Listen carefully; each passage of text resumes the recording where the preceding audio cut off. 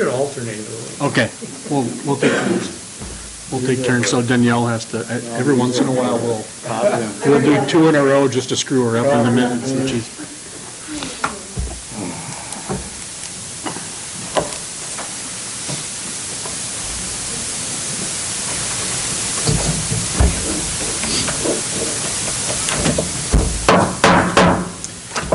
The time is 4:30 p.m. The Pelican Rapids City Council meeting of 11 May 2021 is called to order.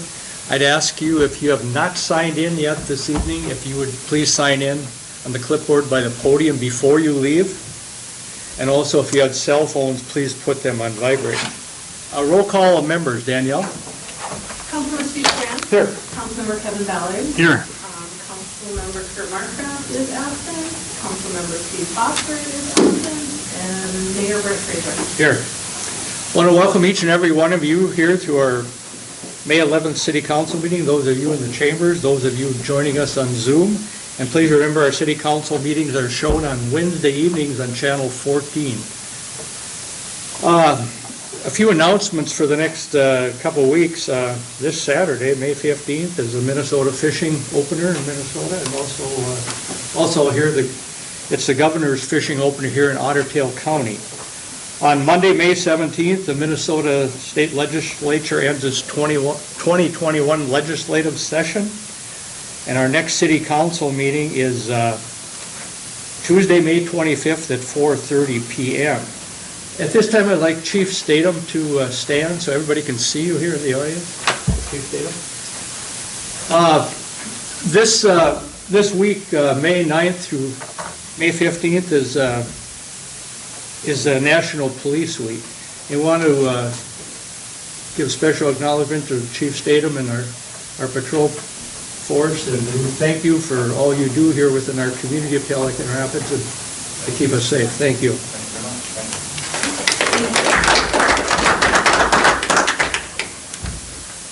At this time, if we please stand for the Pledge of Allegiance.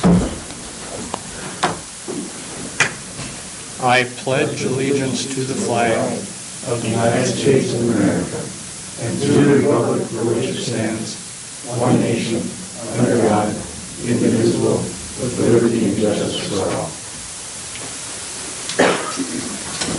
Thank you. Agenda item number 2, citizens' comment. Anyone here for citizens' comment? Seeing none. Item number 3 is agenda additions or deletions. I have one deletion. It's the bullet point under item number 10. The library report, we're going to delete the director of vacation discussion. So please delete that bullet point. Any other additions or deletions? I move to present or approve as presented, minus the vacation discussion. Second. Motion second. Discussion? Hearing none, all in favor signify by saying aye. Aye. Opposed, the same. Motion carried. Item number 4 is approval of a consent agenda. I'll read those items. Item number 4A is approval of minutes from the council meeting of April 27th, 21, and also the local board of adjustment and review meeting of April 22nd, 2021. Item 4B is approval of accounts payable listing. Item 4C is certified unpaid utility bill for 401 Southeast 2nd Avenue, also 520 North Broadway, also 604 South Broadway, and lastly 409 Northwest 3rd Street. Item number 4D1 is staff report of police chief report, which is in your packet, and also 4D2, which is the financial report, which is in our packet. Motion to approve. So moved. Second. Motion second. Discussion. Hearing none, all in favor signify by saying aye. Aye. Opposed, the same. Motion carried. Item number 5 is motor vehicle office potential, and this evening we have Katie Rickey and Georgia Jacobson here, and I'm going to open this up. Don's going to give us a little history on that. Yeah, basically for council's benefit, I put a pack in front of you a letter of support, and I don't know how many weeks ago it was that I was contacted by Katie Ricky, and we were discussing the potential of opening a part of the motor vehicle office in Pelican Rapids. And so after discussing it with her and learning a little bit more about the process and the needs that, if they have to go through to open an office, I told her, well, why don't you basically just come to the council, explain to the council what you're trying to do. She's looking for a letter of support from the council. So that's in front of you to read through, but I think I'm going to let the two of them go up to the podium, just introduce themselves and kind of share a little bit of the story and what they're trying to accomplish and what they're asking you in that.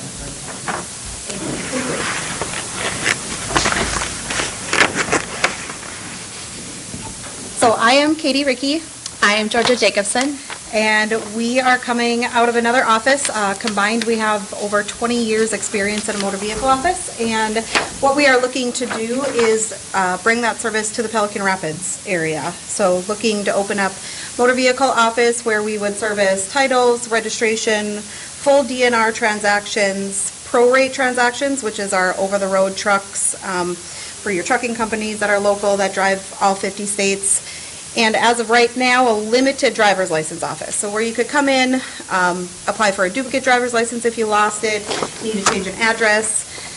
No name changes because we wouldn't be set up with a camera right away. Once we get up and running to where we could hire additional staffing, those services then would come into play later once we have more staffing. As of right now, it would just be Georgia and I running the office. And our hopes is to grow tremendously, over the course of the next couple of years so that we can have a full service office. Absolutely.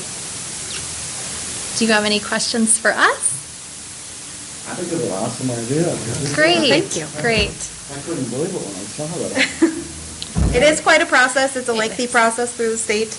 Do you want to tell them a little bit about how it works? Yes, so we have to come up with a proposal that we propose to the state of Minnesota, and basically we have to explain why we picked the location that we picked, and it has to meet certain requirements of distances from other deputy register offices.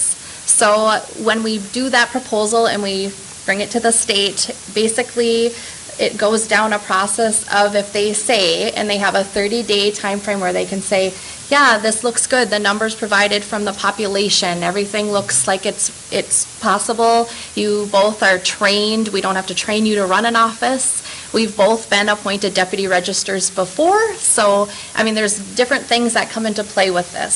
So if they agree within that 30-day time frame, then it goes to the county. So the county of Otter Tail would be asked, would you want to run this office?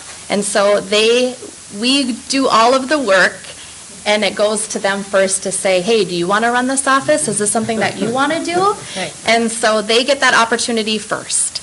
And if they say no, then it'll come to you as the city of Pelican Rapids. And they'll say, as the city of Pelican Rapids, do you want to run this office? And then what happens if you say, no, we don't? Then they go and they put it in the paper, and they say, does anybody want to run this office that's proposed in the city of Pelican Rapids? And then if there's additional people, there'll be interviews on who is best situated for the commissioner of the state to be appointed as the deputy register. So there is quite a process to go through, but we're ready to do it, ready to take it on, and we're hoping that they do see the need here, that the numbers show that it's continuing to rise for your population, and the need is there. The need is there. If everything goes in favor of what you see, when would you open the doors? We are hoping by August. That's, We're hoping to move it along as soon as Right. possible. A lot of that, after that 30-day, if the state deems that there's a need and they approve an actual location inside of Pelican Rapids, it's just a matter of how long it takes for the county to say, no, we don't want to run it, the city to say, no, we don't want to run it. They list it in the paper for 2 weeks, then they'll hold those interviews. What's really going to help us out a lot to get it open up sooner is that if they appoint us deputy registrar, they won't have to train us. They're basically just gonna open our doors, send us with inventory, and we're running. So that's why we're hoping for August 1st, even potentially sooner, if the state can see that, you know what, these girls don't really need, Right. we just need to get this We're some inventory optimistic so that that it's they gonna can be get up and running. sooner So than later. we're hoping that because we're gonna offer a prorate service, they're more likely to allow an office here. There's currently only 2 offices outside of the metro that offer prorate services. So that is our over-the-road trucks, trucking companies, that type of stuff. They have a separate licensing that they have to go through in order to run their trucks every 50 states. So right now, it's just a DL and Thief River Falls that actually offer it. So there is a need for another prorate office. Council, any questions? Council, Mr. Ham. Go ahead, Steve. Where did you work before? Detroit Lakes. Detroit Lakes? Both of you? Right. So Katie, you had some North Dakota experience before Yep. you went to Minnesota, and you were at the DMV for 5 years. 5 Well, years? North Dakota side for 5 years, with Becker County for 6 years. And I've been at the Becker County office. I was there for 14 years. I was telling the ladies beforehand, I thought all these offices were government-run, but they're private as well, which is great. Council, Mr. Ham. Well, I look at the savings for, when people drive to Fergus, and then, of course, it's taking longer now to try those things. I mean, the savings are just zillions of dollars, so I make a motion to support their efforts. Second that. Okay, a motion and a second to support the Deputy Register Office here in Pelican Rapids. Any discussion? Is there a location? I mean, do we have an idea? We do have a location. So Jeannie Hovland and her husband have a location currently that is up for rent. 33 North Broadway. And the reason that we picked that location over anything else, when I was speaking with the mayor, he was letting us know that there is a huge, sorry, not the mayor, the administrator, that there's a big highway project coming. So we know that Bell Bank is going to come available. However, there's some off-street parking there, so we really want to make sure that when that construction comes through, that we're still able to service the area, keep up places to park and so forth. So that is our initial thought. Don, do you have a question? I was just going to comment, upon the council approving the support, then the mayor could sign a letter and hand it to David if Great. That'd be great. you could sign one of the letters, give it to them so they can take it away. Yeah, that'd be great, yeah. Wonderful, thank you. Any more discussion? Hearing none, all in favor signify by saying aye. Aye. Opposed, the same. Motion carried. Thank you, and I'll sign this right now. Okay, thank you. Thank you. We appreciate the support. Yes, very much.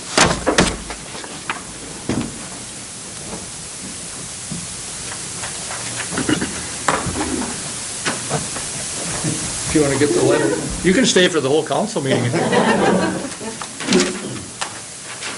Thank you, ladies. It was nice to meet everybody. Thank you very much. Okay, item number 6 is Brown Soccer Field. And this evening, we have Rudy Martinez, and I see he's joined by Coach John Peter and Pelican Rapids High School Superintendent Brian Korf. Rudy, take her away. I'm gonna remove my mask just so everyone can hear me better. Again, Rudy Martinez, John Peter, and Mr. Korf are here in support of the project that we are proposing to you guys. Mr. John Peter is going to go ahead and hand out a few packets. We bring great news to the council. We hope you guys are excited as we are about what we are about to present. I'll wait a little bit until you guys get the packet so we can go ahead and get started.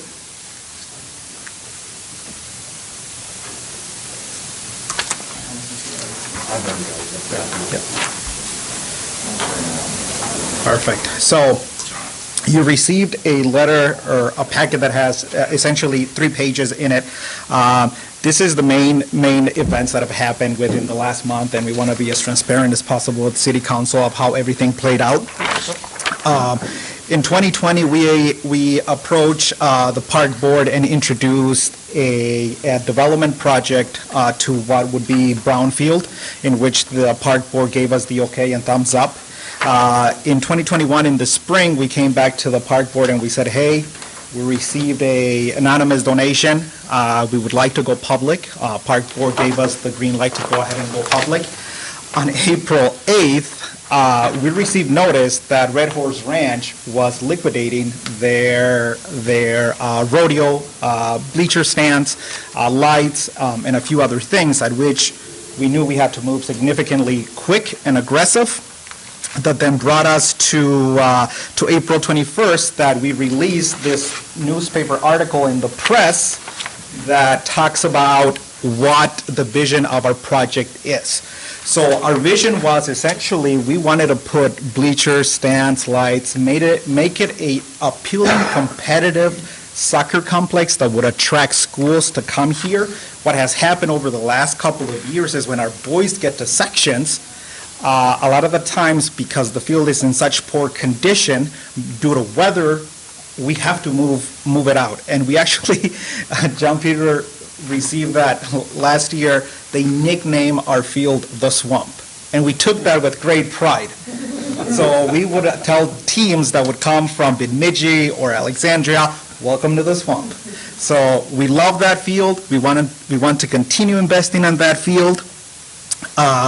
So Red Horse Ranch on the 21st, we released the press article, and essentially the main reason why we did it is so we can continue to fundraise. I kid you not, by the next day, I received a call and received a $25,000 donation. Okay? In communication with the school administration, we partnered with them so we could buy the 2 sections of bleachers for a total of $67,500, in which one of the bleachers is going to be owned by the school, and we're going to park in 3 ways. The bleachers are about 100 feet long, and each section is between 27 and 30 feet long. So we're going to break one of the sections in 3. We're going to place one in the visiting section of Brown Soccer Field up against the hill, and then one of them is going to be about 100 feet. And with communication with Mr. Steves and Mr. Olson, we decided to put it on the south side of the fence, where it will be more leveled up, it will be more securely to the ground, and for safety issues, that was the best place.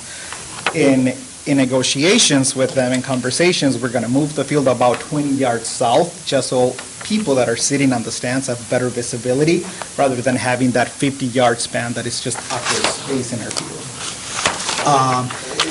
So we received the donation on April 22nd of $25,000. On April 23rd, I received a call from the city administrator questioning the timeline as to why we went public, to which I informed the city administrator that we've had the green light to go, and that we were going to bring everything to city council and the park board again, but we wanted to bring you guys a polished end project. John Peter, when he brought this project to me and the rest of the PRUSA organization and the park board, our initial intent and all through it has been that we want 0 taxpayer impact. PRUSA has significant funds to fundraise everything. Okay, because we know that it's an investment for our community, we know that it's an investment for our diverse community, and we know that it's an investment for our school where our kids play. We want our kids to be proud of the Swamp. Okay? So, on April 26th, we approached the park board again. We said, guys, in the last 2 weeks, all of this has happened. We've had the equipment to purchase at a fraction of the price of our initial project. We have fundraised the funds. We are ready to move forward. And the park board said, absolutely. And we have a letter of support from them, which we'll include here in another packet to you guys. Which then brings us that we met on April 28th after the park board meeting with Mr. Olson, Mr. Trevor Steve, myself, and John Peter, so we could walk the land and find the best placements, which then brings us to the graph that you see, which is what we want the potential layout to be in the future if approved by City Council. Again, if you look at it, the lawn bleachers, that's the south side, that's where that easement goes through. That's where we want to put those big bleachers. We do want to move the field about 20 yards south, because that way you're not so far away. It's about, if you go to the majority of the sport complex, they have turf down, and it's a shared field between football and soccer, but then you have the track in between. So that will give us about that spacing. So we know that we'll have good visibility. We also want the smaller bleacher that the school will be donating on that west side, and primarily we want it right behind one of the goals, because in soccer atmosphere, the hooligans are set right behind one of the goals. In our situation, our hooligans is our student body. Our students, our pep band, we really are trying to grow the sport. So that's why we chose that there, because it has that traditional atmosphere that professional soccer brings. In addition to everything that is happening, the big orange box that you see on the south side of the field there, that's the shelter that's already in there. The two small boxes that you see on the north side, eventually, we would like to have professional dugouts for the teams, where teams can sit, because today we just have a bench. We would like to be a little bit more professional in the near future, okay? We understand some of the concerns and the investment that the city has made, whether it's the irrigation system that is down there, and we are now willing to disturb it. We understand the investment in it, so that is why we're keeping everything off the field. Okay. Also, we've had to put in the scoreboard, and then we're also going to have flags, because it was, quite honestly, it was embarrassing this fall when we got so far into playoffs and we didn't even have a flag out there. So we went to BFW, and we now have them, and Mr. Brian Olson is working on putting those poles in together for us. We really are trying to cross all the T's and dot all the I's here. Which then brings us to May 11th, which is today, which is we're bringing this to you guys in hopes that you guys approve the project so we can sign the dotted line with Red Horse Ranch and get transportation moving the first 2 weeks of June. All of the cost to transport the bleachers to Pelican Rapids is going to be assumed by IDS 548, because we're making the investment in our students. So Trevor Steves and Darren Tollefson, our two head engineers, are going to go out there, disassemble, hire a trucking company, move them over here. In the meantime, Mr. Brian Olson is then going to go ahead and dig out the spaces where we want those bleachers to sit, make sure that we lay down proper gravel, pea gravel, and then we're going to go ahead and assemble them. The maintenance fees, we understand that it's cost, and we understand that City Council is concerned about it. In talking with Superintendent Mr. Brian Korf, is the school is more than happy to pay the long-term maintenance cost of it. And quite frankly, there's not very much. We have already bleachers that set in our football field, and it's very little money that we put into them. But again, in the partnership that we have, the school is willing to do it. Okay? The first 2 weeks is when the bleachers are going to go in. Okay? We're still in conversation with Red Horse Ranch to obtain the lights, because we want to host that atmosphere on Friday and Saturday nights. We're not going to take away from Friday night lights. We understand it's football, and we respect that. But we would like to offer our kids to play under the lights either on Thursdays or Saturdays. And also, we want to keep our word to the community about adding lights for the Sunday Soccer League. That's always been a promise for the last 15 years, and now Prusa stepped in to run the Sunday Soccer League, and we want to finalize that promise to the community. So we want to also obtain lights and move on the lights as soon as we can. We understand there's going to be cost for it, whether it's a new transformer or getting the cable to run in. We understand that. But trust me when I tell you that our fundraising efforts have paid off. Okay? I'm going to stop because I threw a lot of information at you guys, so you guys ask us the questions. Is there already power out there? There is power there, yep. So for the lights and the scoreboard and all that stuff, The that's, scoreboard that's there is run off the power that's there, back down from the sprinkler system.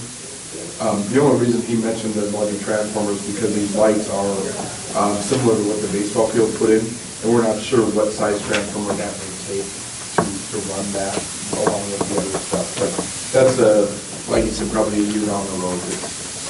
not, the power is there, it's just maybe a larger transformer rather than.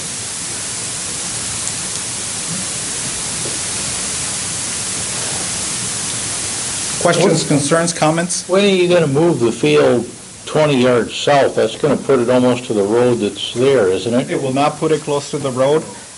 You have that fence, so if you look at your diagram, here is the bleachers, that white line is that fence, so between the fence and where we're moving the field is about another 20 yards. Right now, Steve, the field lays more northerly down there. And when we added on enough so they could run one varsity football field east and west, or soccer field, I'm sorry. Yep. East and west. And then their soccer league, there's 2 fields that they play north and south. So all they're gonna do is gradually move that main field closer to the fence line, probably within 20 yards of the fence. So it's closer to the bleachers. And it actually won't affect anything, you won't even know it actually. Moving the Until it's fields right. down. Are we talking about the field that's down by the elevator or the one that's up on the hill a little bit? And we're talking about Brown Soccer Field, the one that's back west of Carr Field. Right, Yep. okay. Yep, that's where we're talking. So And right now, it's just one level grass, and until they Yeah. paint it, you don't see where the actual varsity football, or soccer field is. So all they're doing is leveled off an area that was a little bit low, moving that field 20 yards to the south, and once it's painted, you will see that it's the same. So they're losing those space, basically. Okay. It will require no more earth moving? No, Moving the field just sounds more complicated, it's really moving the paint. it's moving. Yeah. What about the Why don't irrigation? you say that then? Runs the entire facility, inside of the So fence. where the field will be moved to will be covered by the irrigation. The whole, everything inside the fence down there is covered by the irrigation system. And to be clear, and make sure you know, we did not start referring to it as the swamp. That's a Bemidji Echo Press article written about playing at our facility, and we were like, are you serious, guys? So, yeah, that wasn't anything personal within our community. no. Ouch, you better tell that to the press. And Brian, you don't have to apologize for calling it football. That's all right. That's what it is, right? I'd make the motion that we proceed with the project. Second that. Okay, we have a motion and a second to proceed with the project at Brown Field. Discussion? I want to know how Don feels about this. Potential cost, expense, you Well, good? my understanding is it won't be any cost.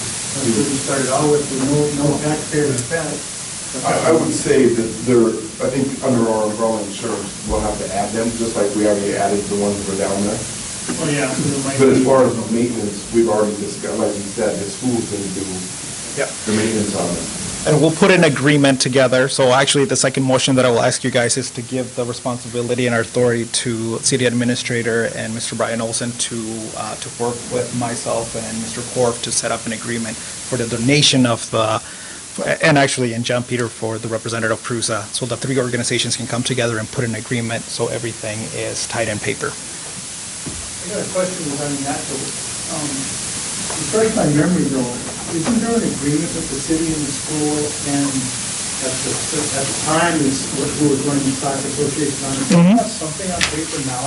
Yep. So we probably need to look at Mhm. and.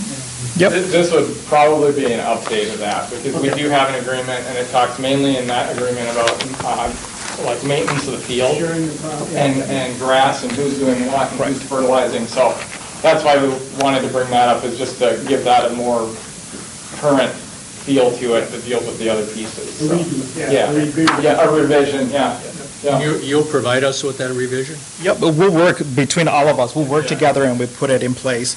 And then I don't know what Don has to do, we'll present it and get it approved by you guys. Final look of it, a draft and then Yep. final to the council. Yep. Any more discussion? Does Mr. Korf have anything to add to this? Okay, all right, I'm just asking. School board's okay with it all? School board's okay. And the last proposal is, this is just me talking to the city council is that at any point in time, if you guys don't want to own that property or that parcel, we're more than happy to purchase it, because we know that our kids needs it, and that is something that we want to continue to invest, and we will open it to the public as it currently is, but we understand the need for the fertilizing and all the maintenance, so that is something to think about. Okay. Okay? Yeah, appreciate We're not it. asking for it today, we're just saying that if it ever comes to that point, we'll be more than happy to take that off your guys' hands. Appreciate that. Any more discussion? Any more discussion?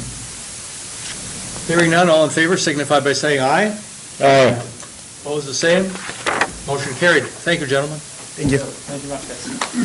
We need to make a motion to authorize Don Yes, to do the thank you. update. I think we just do it because eventually we'll have an agreement. It'll have to come before us anyway. Yeah. Okay.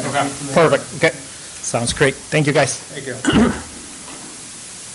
Item number 7 is Street and Park report, and we have Superintendent Brian Olson here. Yes.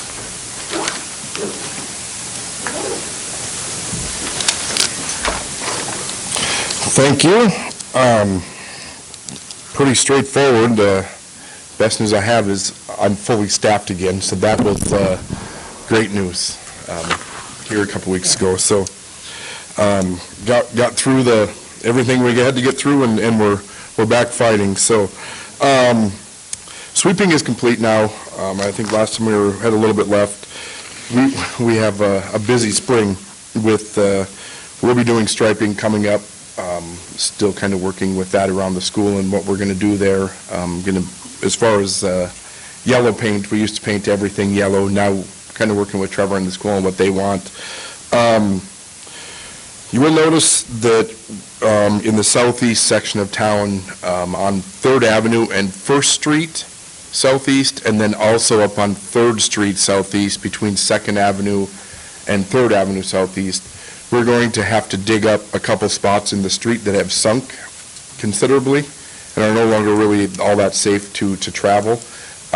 One is over a storm sewer, and that I'm assuming is broke, so the road has given way over top of that. And the second is up where we had the sewer issue last spring, or last summer, that evidently didn't get packed in correctly, and so that gave out. But just so you know, we'll have a pretty nice crack sealing project coming up this year too. Hopefully that'll be towards the end of May, early June. We're doing about 122 blocks of crack sealing, and I've hired we'll hire Bertram Asphalt out of Paynesville to do the crack sealing this year. They had 2 bids, estimates given, and they were the lower of the 2. So, and this is all budgeted, well below what we budget per year in our crack seal coat, so it will be no extra expense. We won't have to take any out of any investments, nothing. So it'll be covered just strictly with the budget.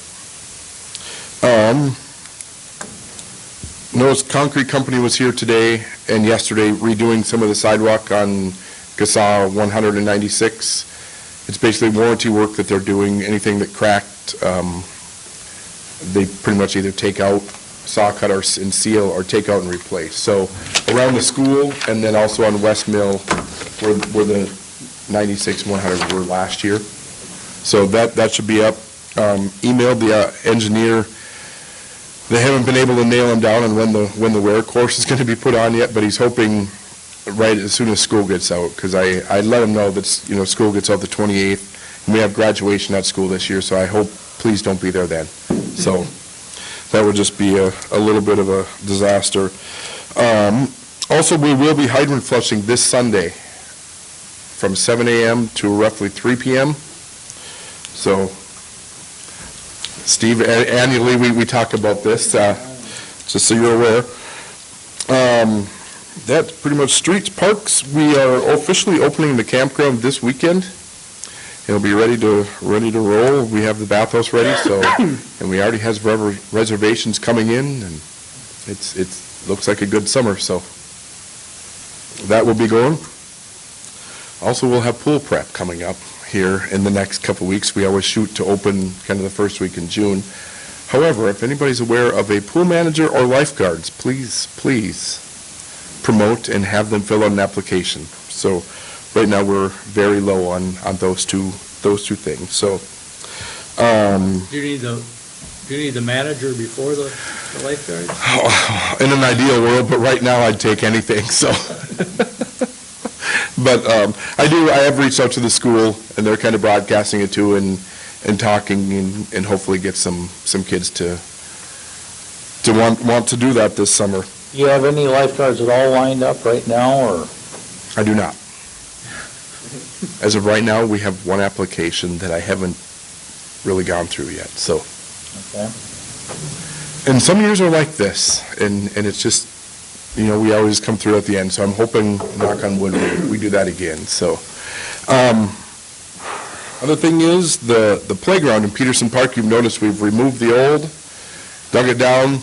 It is feathered out, so there isn't a trip hazard for the kids, that, they can still play on the swings and on the small piece of equipment, but that is scheduled to be put in May 24th, and it'll take about a week to install that new equipment, and then we should have our Peterson Park back running with a new look, so that'll be exciting. They'll install the playground, the big structure with the musical instruments, and then they will do the port in place once everything is in, so it'll be great up there. I need to hire some summer help, again, to work the parks and do some mowing. And I'm fortunate enough to get the 3 back from last year, so won't be a whole lot of training. I always like when they want to come back because it's a little easier the second year. So in the parks, I'd like to hire Mikhail Korf and Isaac Olson once again, and this year their rate of pay is $11.58. And I'd also like to hire Rachel Linus back again to do the majority of the mowing, and her wage this year is $16.23.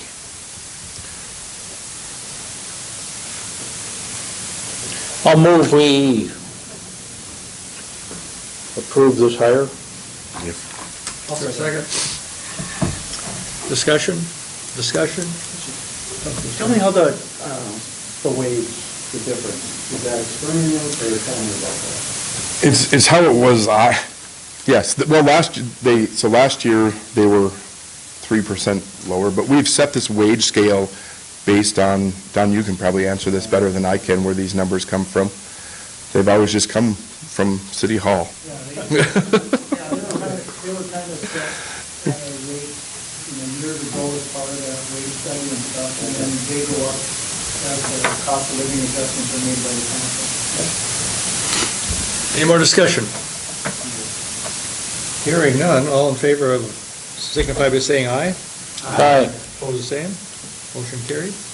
Anything else? That's all I have today, unless somebody has a question.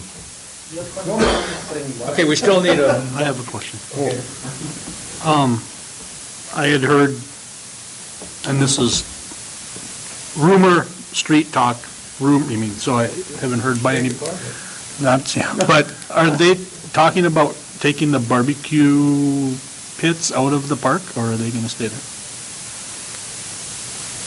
Right now, I don't have enough information on that, so I'd prefer not to say.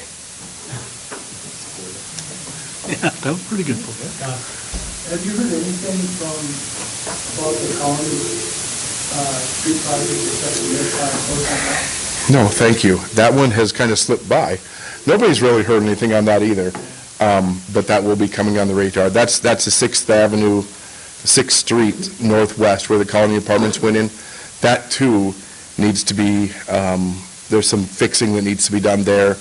They need to finish paving to the north and put the wear course on. But I haven't heard anything on that one whatsoever. So from the engineers or from Haugs, who was the main on that. So thanks for asking that, Don, because that always slips my mind too. So Was that a different asphalt provider?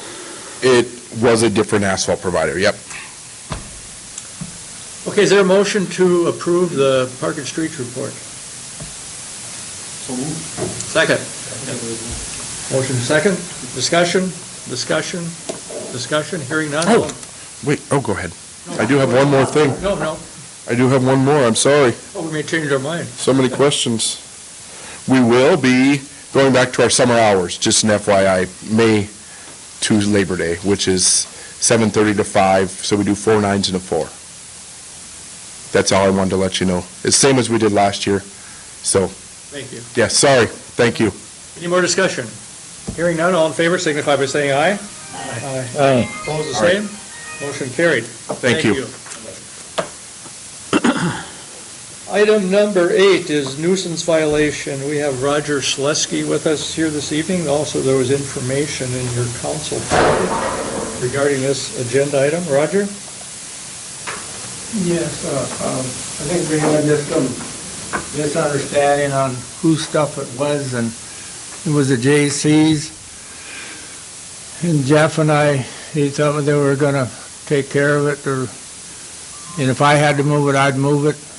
But what did we ever come up with, Jeff, on that? Do I move it, or J.C.'s gonna move it? Them spools down by the...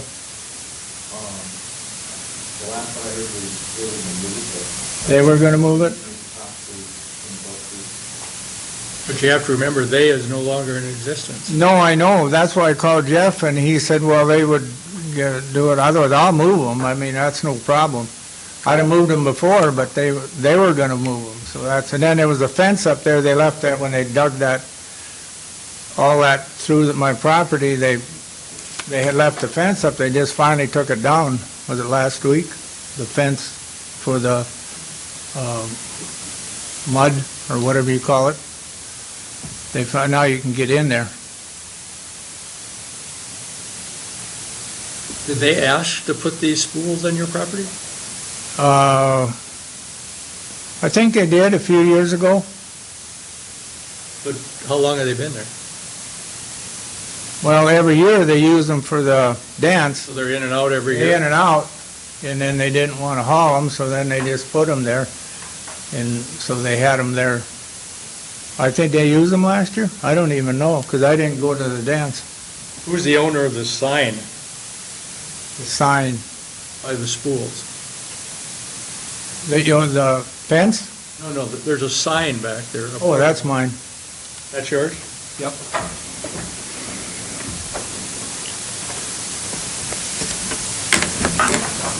We used that for the Gar shop when they had food there. So when did you get the first notice? Well,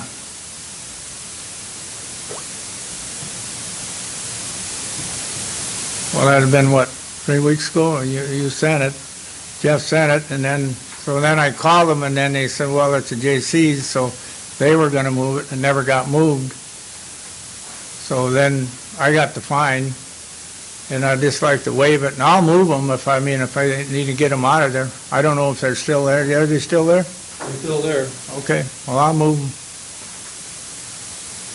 I thought she was getting a hold of the J.C.'s, Brady was gonna move it, I guess. That's what Jeff said.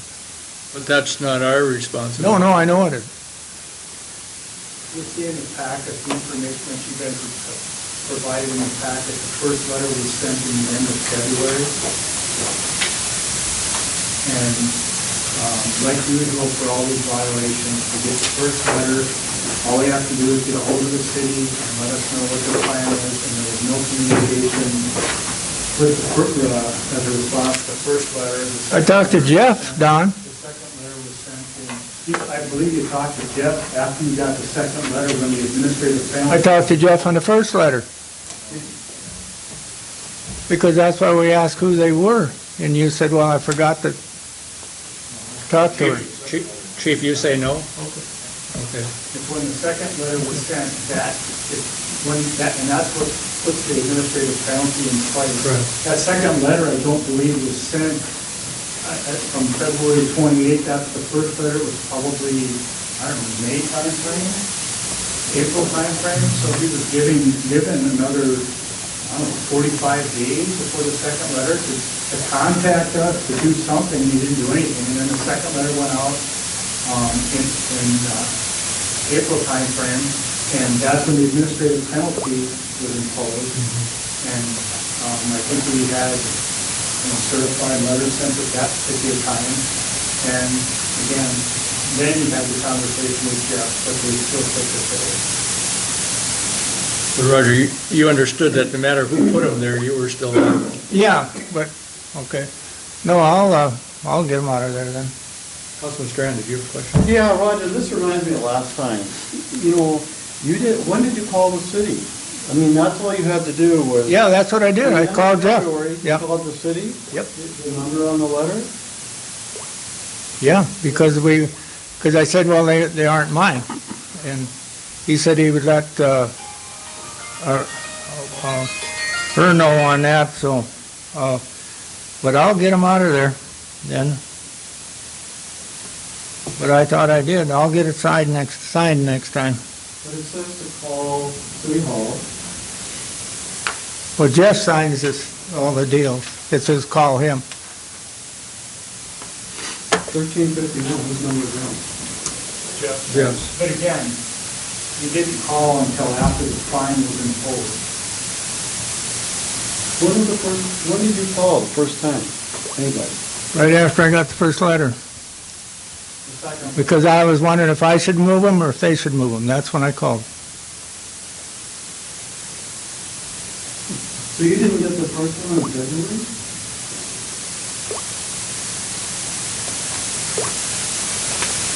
I'll have to look when I got the letters, but I don't think it was February. It was just because it was only, Well, Roger, if you don't know the facts, how can we make a decision in your favor? Because you say you don't know when you got the letter. without looking, I said I can go get it. You should have brought that with you this evening. Yeah, I should have brought it with me. Okay. No, I just, you know, this has cost the city way more than $50, Roger. This just gets really old. I moved to, well, we don't have to vote or anything. do we? I mean, Do we have? I don't know what he's asking you to do. Just waive the $50. I said I'd move it. that would take a motion, right? If to waive it, yes.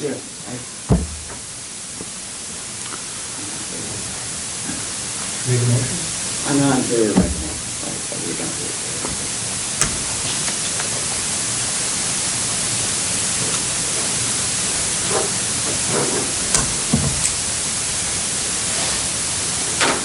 I'll make them, you need a motion. Well, he's asking, he's Yeah. requesting that But you we- waive yeah. it. So Yeah, you but- guys can either make a motion to Or not to. don't do anything. Right. Yeah. I make a motion not to do anything. Your second? Second? I'll second it. Discussion. Discussion. Discussion. All in favor, signify by saying aye. Aye. Opposed, the same. Motion carries. Thank you. And I see he has left the building. Okay, moving on. Item number 9, Planning Commission update. Kevin, did you want to speak to this? Yes. How did it go? So we've got two bullet points. I'll speak to the first, and Mr. John Oman will speak to the second. In looking, we had some residents that brought a project before the Planning Commission, and there was, when we started looking at the code, there was really not an ordinance that dealt with accessory buildings. Accessory buildings were mentioned a couple of times in other sections of the code, but really no definition of an accessory building was there, and all that was in existence really referring to an accessory building is on the top of that ordinance right there, 901.09, which talked about pole construction buildings. So the Planning Commission, we looked at some ordinances, or not ordinance, at some ordinances from neighboring communities, and we pulled some out and added some, and we came up with the ordinance that we presented to you tonight. One thing that I noticed needs to be kind of changed or amended on the one that was presented is under subdivision 2, letter B, it says post frame construction utilizing engineered precast concrete pier foundations, cast in place concrete foundation walls. The rest of the sentence should read, are permitted. That was my question, Kevin. That should read, are permitted, right? So that's how, so the sentence should read, post-frame construction utilizing engineered precast concrete pier foundations, cast-in-place concrete foundation walls are permitted.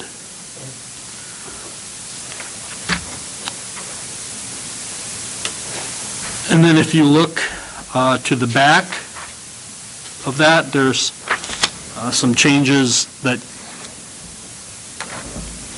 Attorney Greg Larson suggested.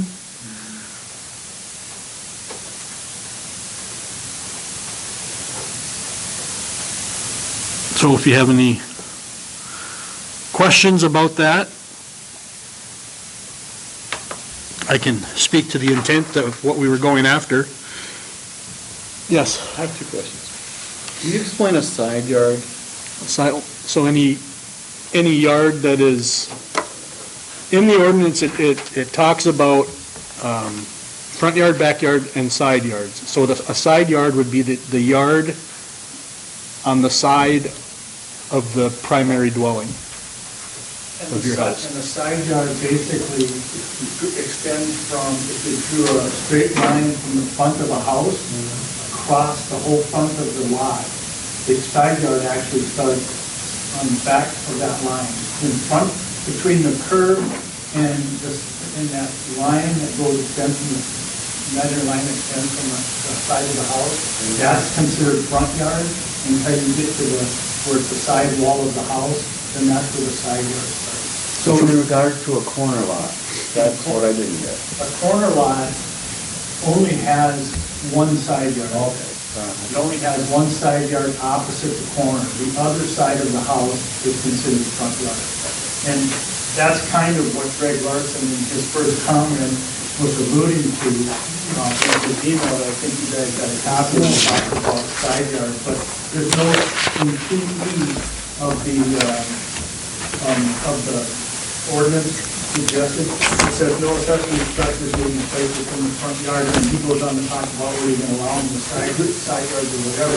I don't think there needs to be any change on there, because we already know from other codes that an accessory building or nothing like that is allowed in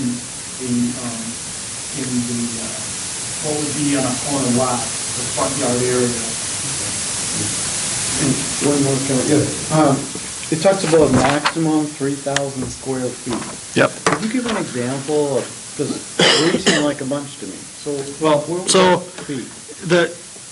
if you read that, all of A, it says 3 accessory structures are permitted. So you can have 3 separate structures.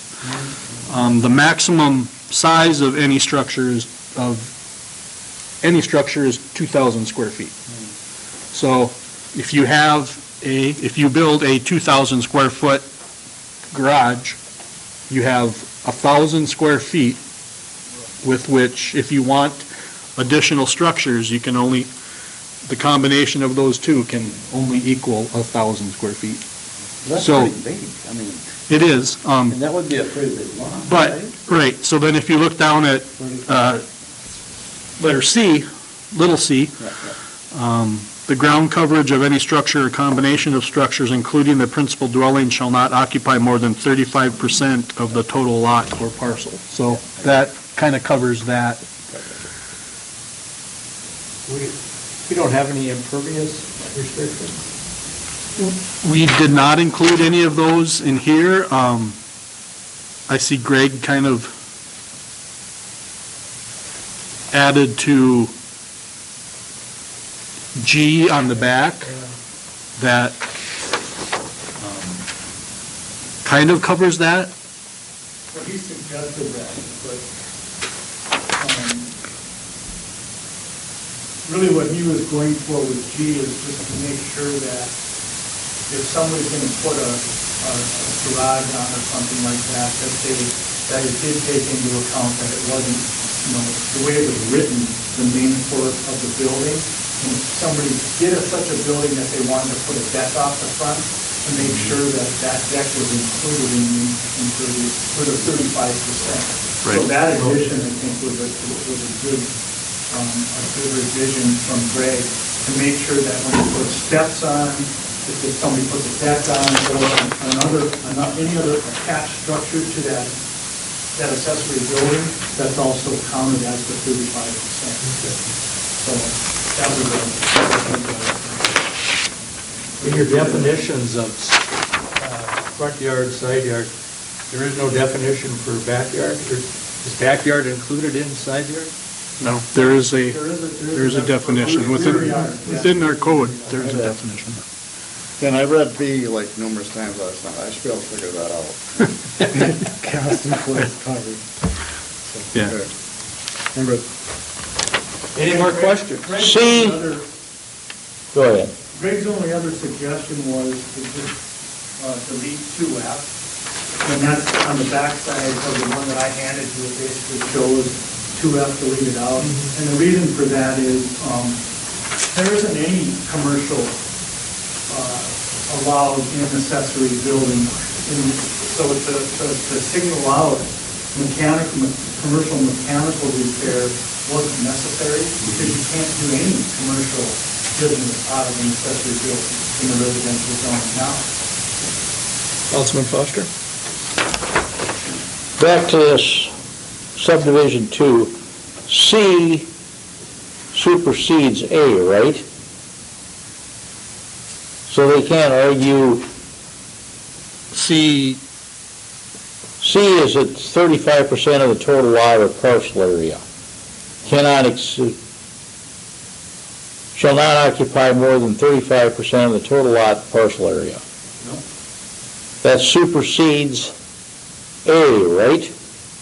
Yeah, so if they wanted to put 3 buildings up, they had 2 buildings up and a house. And Yeah. they wanted to put up another building, and say with the house and those 2 buildings they already had, if they were at 35%, they wouldn't be able to put up a 3rd building. Okay. See, wouldn't they'd just be all conditions to meet, right? It's not like one overpowers the Right, other, right? no, Right. They have to meet all that. meet those criteria. Okay. Checklist. Yeah. I just wanted to make sure it wasn't one or the other, that, Yeah, no, yeah. that's what I. Any other questions? And we kind of came at under subdivision 2A, small a, we came to the 3 structures, or the number of structures so that, you didn't get somebody that wanted to build 30 10-square-foot, or, something ridiculous like that. So we set a limit of how many structures they could have, and then we did the other building, or there are other numbers as we were doing the math. Or housekeeping, you said small a, should those be numbered, 1, 2, 3, 4? Things are under A? I guess, if you want to be proper. Yeah, that's what I was looking at. Or, all that stuff, yeah, probably, but this was just kind of show what it would kind of look like in code as far as, I actually think there are other places where it's this way too. Really? Yeah. So, It could be 1, 2, 3, 4, 5. and to clarify, the ordinance that we're presenting will replace 901.09 pole construction buildings. That'll be eliminated from the ordinance. And if you'll notice that there is mention of that at the very last in the letter L at the end of the ordinance that kind of sums the existing ordinance up. So, my question, I can't recall the timing of all this, but did the planning commission were they able to look at Greg's suggestions? I don't think they were they? Yeah. We were not, no. We didn't get them before you guys never talked about it. So it's basically, starting with what was in the packet is what the planning commission offered up to you guys. And then with Greg's suggestions, those are kind of built into the version that I set down on in front of you. So it's just a matter of the council, whether you want to say, yes, with Greg's revisions, without having the planning commission look at those revisions. Can we do that? Yeah, but I mean, should we do that? Well, shouldn't it go through the proper sequence? I don't think it's, Could we pass it on with a caveat that they're fine with it when they say that the planning commission is? We can't pass it tonight. Oh, What council decides on tonight can be posted for 10 days before we would vote on it again.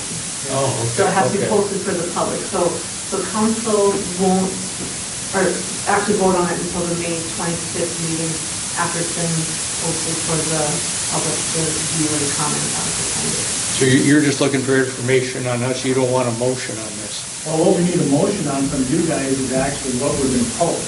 Is it Oh, gonna be okay. The revisions, which is Greg, making sure that Greg's concerns were addressed in it. So it would be potentially the one that I gave you that has some revisions to it. That would be the one we would post. And then obviously the planning commission, just like anybody else, would be able to comment on it before the council acts on it on the 25th. Because I know the timing of when Greg got the email to us and the planning commission's meeting, it didn't happen to where they would have it available for them, but they'd be able to comment on it also with feedback.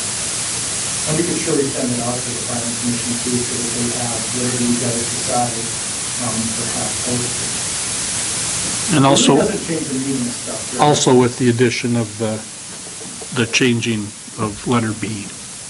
Right. And I think that was just kind of more of a typo, right? Yep. Omission, or whatever. Before we go any farther, do you have any comments on this, John? Other than the fact that it took us 4 meetings to get to this stage, I think it's just time to get it done and move on. It all started with the fact that a resident came to us, wanted to put up a structure, and I can't remember, Kevin, you know the name of them, but Linus is right down at the end of the yeah, street. and they wanted to put up a structure for storage, and all of a sudden it was under the pole barn, and then the pole barn led to something else, and then it led to accessory structures. So again, the point being is we went through this for 4 months, or 4 meetings, 4 separate meetings roughly. And our last meeting, it was, let's come up with this, it's an ordinance change, it's got to go to the council, it's got to go through all the other hoops. Whatever changes you guys wanted to make with it was, more on the legal side than anything else. And hardly, we're not a lot of attorneys on the planning commission, so. So the question I would have for Kevin, because, you've seen the revisions a little bit. The revisions that Greg suggested really doesn't change or affect your intent, does it? No. No, and I think I would be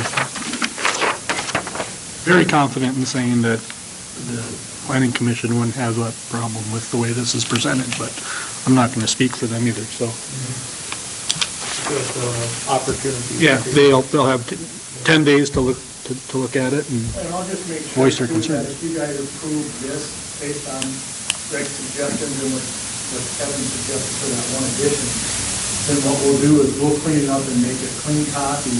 And even though it's going to be posted, I will send it to the planning commission so they have it, so that, so they can look at it and make comments at the next council meeting so they see it. So when posted, it gets posted up here, or does it get published in the press? No, it'll be posted, but it'll also be online on the website. I'll make sure there's some Facebook. So the actual publishing of it doesn't occur until after the vote, Yes. and then it becomes, Yes. Then we vote on it, and it has to be published in the paper, and then it becomes. Public hearing on it? No. Is this an ordinance change? No, just public input. Councilman Strand. I move to support the I'm waiting for your words. proposal. Long day. The proposal with Greg's comments and the omission are permitted. Your second? That's my motion.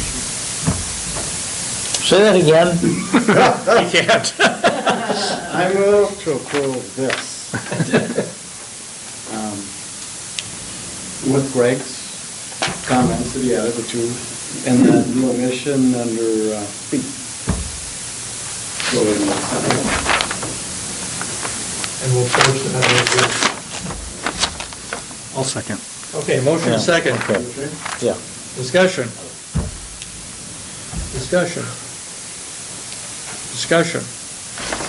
Hearing none, all in favor, signify by saying aye. Aye. Opposed, the same.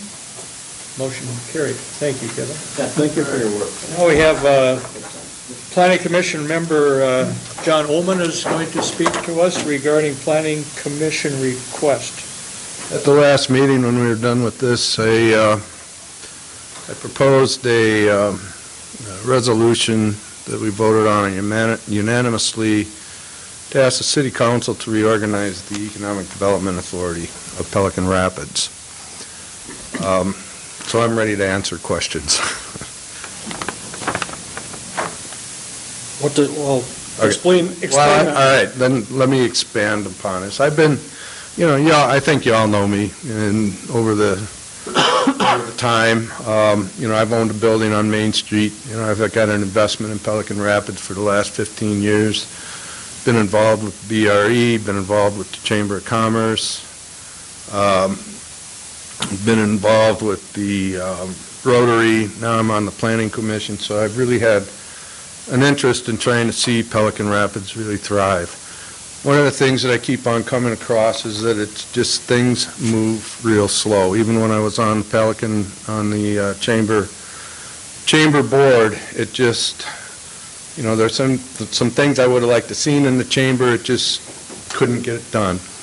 The fact of the matter is that Pelican Rapids, the EDA of Pelican Rapids is you guys. If you take a look at the website, it says that you were established the EDA in 1995, and even current members right now is a member that's not even in the community, CJ Hall. So it really brings to question how aggressive and how strong the EDA really should be in today's environment. And I say that in today's environment, we are a community that's all competing for everything. We're competing for business, we're competing for retail, we're competing for restaurants, we're competing with Battle Lake and everybody else. The thing about an EDA is it's a separate entity. And, I look at your website, the EDA website again is you guys established it in 1995. If you take a look at Minnesota statutes in 2020, they came out with a complete set of statutes, 460.090 to 460.108, that really establishes the parameters of what an economic development authority should be, or not should be, but it's the parameters of what it can be in a small town. And I take a look at where we're at here in Pelican Rapids. Again, from what I understand, the EDA has been a pause in the city council meeting, bring up the EDA, any type of EDA business, a pause on the EDA business if there isn't anything, and then back to the city council meeting, when in fact, I think in my mind, and I could be wrong as far as I'm looking at you guys, but the city council, your history at city council has been to preserve the taxpayer money. And an EDA, the EDA is there to use the power of a public entity to go out and build the economy and use money that's available, grants, bonding, municipal bonds of some kind or another, and I'm not an attorney to even get down into that. But to do that, we need a separate EDA that is comprised, if you take a look at Perham, you take a look at, I've mentioned Hoffman in the past, Hoffman, Minnesota, small town. I talked to Amy Baldwin yesterday a little bit about this. I actually learned about this Minnesota 2020 statute 460.090 by looking at the Vergus website and what City of Vergus is doing. So we have a choice of either keeping it as is, which is the city council, and having a meeting, the city council meeting break up, or we could go in a separate direction, which is really reestablishing and reorganizing the EDA, where the EDA is comprised of business leaders in the town, within the community, depending upon the size of the EDA authority or whatever you want to call it. City council members are still a part of it. But what happens in looking at these guidelines, the EDA kind of recommends, they've got a budget, they've got all these rules and regulations that they got to follow under this 460.090. The city council still has the ultimate authority, but it's the EDA that starts bringing these ideas to the city council. So it's a matter of, I mean, I hate to say it, it's a matter of build it and they will come, or is it in today's environment, we have to go out and be it. So we can do one of two things. We can keep it as is, or you guys can make a resolution of some kind or another and follow the guidelines of what's in the statute, and open up the EDA to new membership. And ultimately, they can even go out and hire an executive director.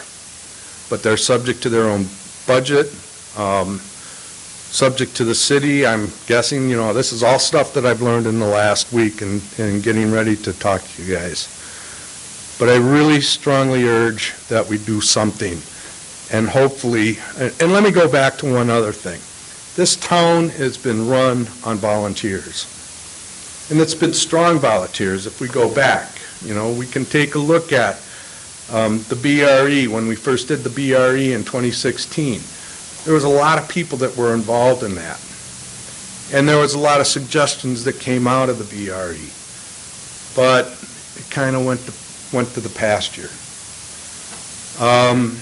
The Chamber of Commerce, I know that we went through the process on the historic City Hall building.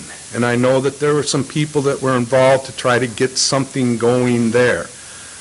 But it's still dragging along. And so I know that there's some, in some communities like Barnesville, and Amy Baldwin can suggest this too.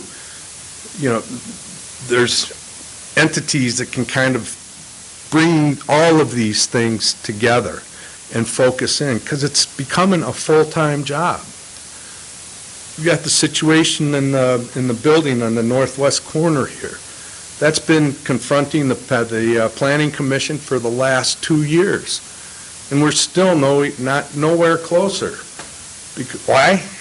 We can't, you know, I mean, we're 4 volunteers that have other things, you know, not other things to do. Our heart's here too, but we don't understand. We don't understand how to bring in a development. We don't understand how to lay it out. And that becomes a full-time job. So my recommendation is to, you know, have the city council, you as a city council who can put the EDA together, to open it up to the community, reorganize the thing, put it together. It has to go to a vote. You have to approve it. But then that EDA can start working to really get things done. If I go back to the EDC, which was done after the BRE, we really saw some growth in the EDC, Economic Development Corp. It's a private entity, though. It's closed. And believe it, if you wanted to go after the $75,000 or whatever the number is that they've got right now, where do you go?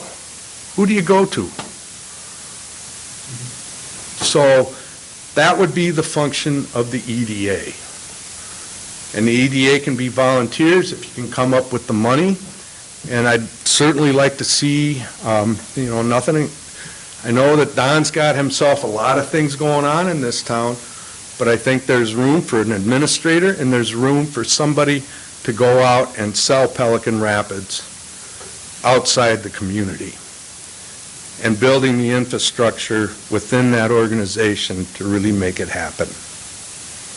So, If we were to go the route that Mr. Ullman is suggesting, what is the proper procedure? We'd have to look into how you guys restructure the EDA or the EDA away from the city council.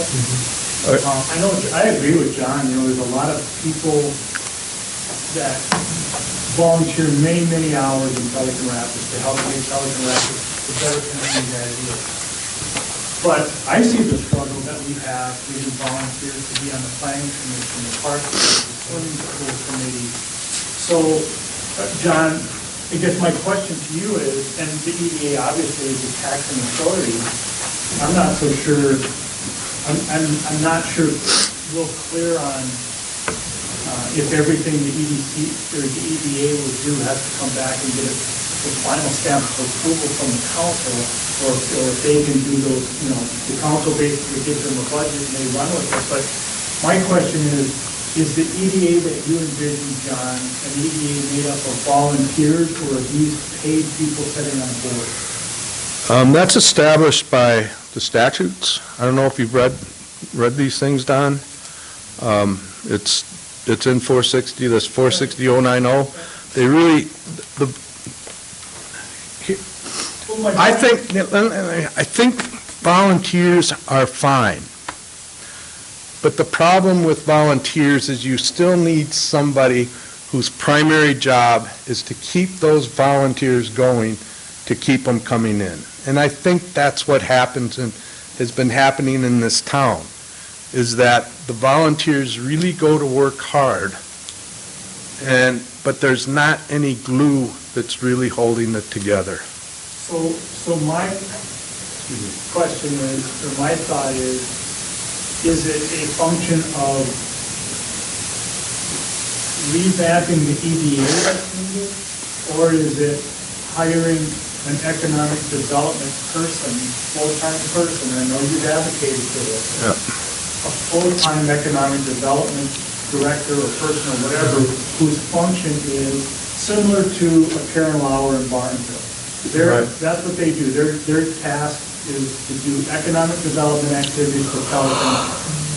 Barnesville.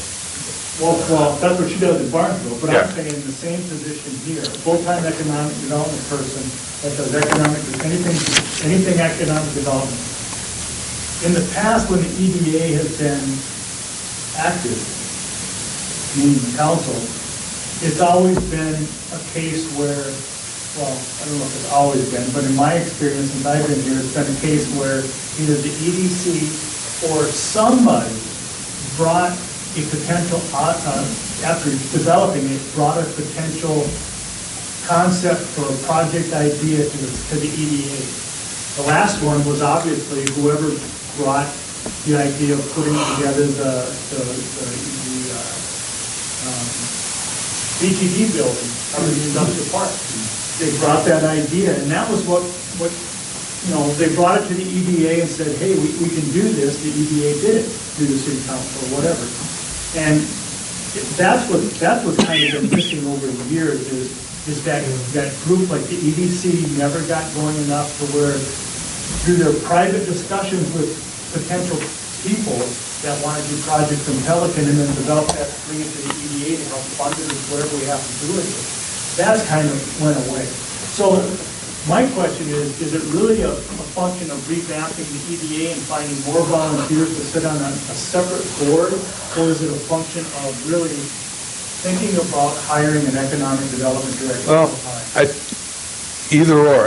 I think the economic development person would be great, because that can help reinvigorate the chamber, maybe do something with the EDC, I don't know.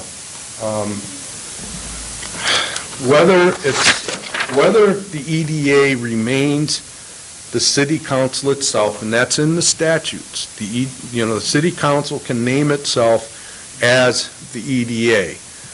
I think if you take a look at most EDAs, though, most of them have a city council member. They have a president that may or may not be on the city council. And even in the statutes, it says you can either have 3, 5, or 7. But, to even get the thing going, I mean, I'm going to bring up, he's not here any longer, but apparently Roger Seletsky bought the building over by the corner where the cannon's at. He owns that. Nothing's ever going to happen there. Nothing. And one of the things that an EDA can do is condemn a building. Use the condemnation. And so then it's not the city council that's condemning it, it's somebody that's trying to build in the community. But on the other side of the coin, there's no reason why an EDA cannot go out, use bonding money or whatever, and I'm not the expert on the whole public finance, raising money. But if we wanted to do something with a building like that, first of all, you're not going to get somebody to come into town and invest in $300,000 or $400,000 in a building to put in some type of business. It's not going to happen.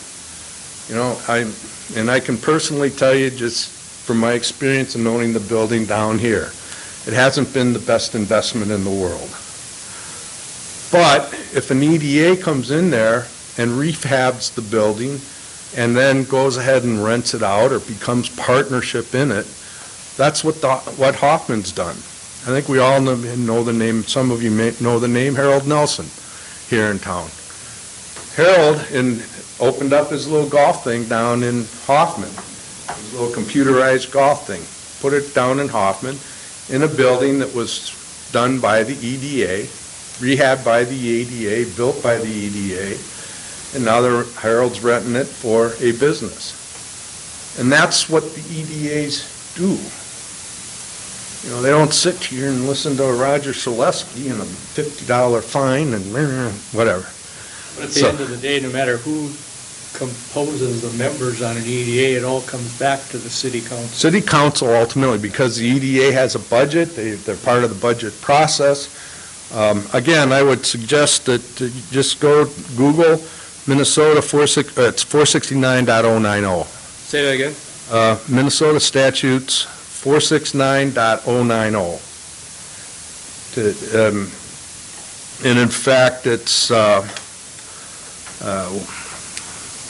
called Economic Development Authority. If you take a look at the thing, it becomes to 2020 Minnesota Statutes for Local Economic Development, Chapter 469. It was done in 2020, so, but again, that's what the city of Ergus did. So, I mean, one or two things, we can go back, I could probably take it back to the Planning Commission and come up with a list of what things that you can and cannot do, or it's something you guys can discuss on your own. But I really, really encourage through this resolution in the Planning Commission to take a hard look. One other thing, if you take a look at the rules and regulations that are in here, when you look at the websites of other economic development authorities, they always have a scheduled meeting time. It's once a month at this time, which I don't think happens here. It hasn't, I believe. They have to pay, it's written in the statute, that you pay the commission members for lunch or a per diem, for their expenses to do this. So it becomes a separate, complete entity. So, who's on it? It doesn't matter. Would it be nice to be able to take it and hire an an economic development type person? Probably. Finding that right person is probably going to be difficult. But that's the challenge that we have. Now, as an EDA, which city council, the EDA has the taxing authority. if you had an EDA composed of business people, would they have that same taxing? Yes. Yeah, if they are Yep. the EDA. they have And because the EDA is enabled by a resolution of the city council, and they have full taxing authority. Again, it's all, I mean, it's all right here. You know, Are it's they appointed or elected? appointed. Appointed by the city council. City council? Actually, city or the mayor. Remember for the library board, but they have taxing authority. Yeah. Okay. And, you know, again, they have the ability to go out. I think they even have the ability to go out and get bonding, that the city doesn't necessarily need to guarantee it on the bonding. So they could go out and, you know, if they wanted to, you know, buy a building here to rehab it, they can go out and get bonding for it, and I believe that it can be done without putting the taxpayer on the hook. No, the taxpayer has to pay the debt service on that bond. It's got to be guaranteed by something, and revenues might not do it, so. There's general obligation revenue, and again, I'm going to back away. I've been in financial services all my life, you know, my adult life, and it's a complex issue. But again, if you take a look, and there's a section here in the back, more of section 469-102. They talk about authority and procedure, maturity, signatures, coupons, liability. Then there's revenue bonds, pledge and covenants. It's all listed right here. So Your request this evening is we would consider this and take a look at it for the future. that is basically the request. And I guess the request would also include sooner than later. Yeah, I understand. Questions, council? Well, John, I appreciate the work you've done. You learn more than I know about it. You know, everybody's so busy now. I mean, you know, you talk about meetings and, you know, in the old days, people they just dedicated evenings, and I don't see that so much anymore. And it's a changing world. Well, and that, you know, and we see that here, but, you know, I mean, if you're getting paid, and I looked at the financials, and there's a pittance that's being paid here, but you're putting in a lot more time than whatever money you might be getting out of here. You know, there's a passion for it. And I think in Pelican, you know, I look at the past, and again, going back to the BRE, when we first did the BRE, and we first had those meetings, there were a lot of people in there. And there was a lot of energy that was there, but you lose it. And that's where, you know, an executive director of whatever you want to call it, you know, maybe that executive director is a partnership between the chamber and this thing. I don't know. I mean, you could go out and probably hire in a consultant. When I talked to Amy about it yesterday, she suggested, you know, she would be willing to come in and talk to us, to just point us in the right direction, number one. And she also said, reach out to the Minnesota League of Cities that they may be able to help out in this. The thing is, there's a lot of places that you can go to get help today, but it takes time, you know, and you got to allocate the time. And if you don't have the time or you don't have the responsibility, it's not going to happen. John, Don's wearing too many hats right now. I mean, it's, you know, so I'm open to. I mean, you know, look at it this way, too. The opportunity that we have right now, maybe it's not right in the city of Pelican Rapids, but, you know, the people around Lake Lida, the people around Prairie Lake, you know, you constantly hear, why aren't we like Battle Lake? Well, I don't know why we're not like Battle Lake, but if you take a look at it, and you take a look at the population around here, we got the same population. So, but I think we need somebody to hold, you know, when I went to the chamber, when I first got on the chamber, which was part of the part of the whole BRE response was, let's fix the chamber, let's fix the EDC. Well, the place where we got with the chamber is saying, we can't afford to keep this person here, which was there basically responsible to keep the building open so people could use the bathroom. But outside of events, putting together a couple of events, there was really nothing to promote the businesses. And people, I think, people will donate to a chamber if they know they're getting something out of it. But if they're not getting anything out of it, they're not going to, and, I'll leave it with this. I came from Denver. I spent 20 years in Denver before we came back to Minnesota. My ex-wife was the executive director of Lower Downtown District in Denver. And I don't know if you've ever been there, but that's where Coors Field was at. And, that was her full-time job, but her full-time job was keeping all these volunteers, the people that are in the community, together to get them out to the events. And I think that's what we really need.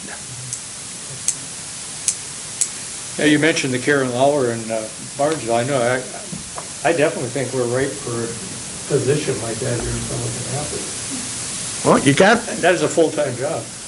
You got something in the budget, you got an economic, the thing is, your economic development authority or budget is just part of the overall budget for the city. But right now, there's money available. I'm guessing that the consulting fee is for the comprehensive plan, which ultimately this probably falls into the comprehensive plan side of things too. So it's there, and I encourage that. I appreciate your time, John. Well, thanks for your work. You're welcome. We'll be seeing each other in the future. Good enough. Thank you. Thank you. Thank you. Item number 10 is the library report, which is in your packet. Is there a motion to approve the library report? Second. Motion second. Discussion. Hearing none, all in favor signify by saying aye. Aye. Opposed, the same. Motion carried. Item number 11, senior citizen update. Don. Yeah, in the packet, there's an agreement from Nutrition Services Incorporated. And when the mayor and I met with the Senior Citizen Board, Senior Citizen Center Board, and NSI down at the Senior Center, but she gave us a little bit of information about the program. Apparently, and I don't know if we shared this at the last meeting, but NSI has a 5-year contract to provide the senior citizen meals, and those meals involve preparing them down there. There's people can pick them up, or they can be delivered, or they have in-house dining down there. Obviously, currently, there is no in-house dining, and that's more of a COVID environment issue. So they just do pickup and delivery, with the hopes that at some point they'll get back, hopefully, to in-house dining. But and that's not anything that was controlled by the Senior Citizen Center. That was controlled by NSI. They're the ones that put the guidelines in place based on Minnesota's governor's executive order and all that stuff. So, they'll work towards when they can lift and get the seniors back in-house if that happens. And then they also work with a big team of volunteers that actually deliver these meals and pick them up for individuals. And they coordinate and establish that whole network. So that's not anything we have to deal with. All we have to do is provide them with the building to do the services. So they've provided us with a copy of the agreement that they had with the senior center. And obviously, from our meeting, everything that they're doing down there to provide meals, there's no reason to stop them from doing that. As a matter of fact, I think everybody was on board with us, make sure that continues to happen. So I gave you guys a copy of the agreement. It's, like I said, exactly how it was for the seniors, aside from filling in a couple blanks. But as far as the language goes, I think I would recommend the council approve me filling out and signing this agreement on behalf of the city so that we can continue the program now, number one. Any questions about the agreement or the program or?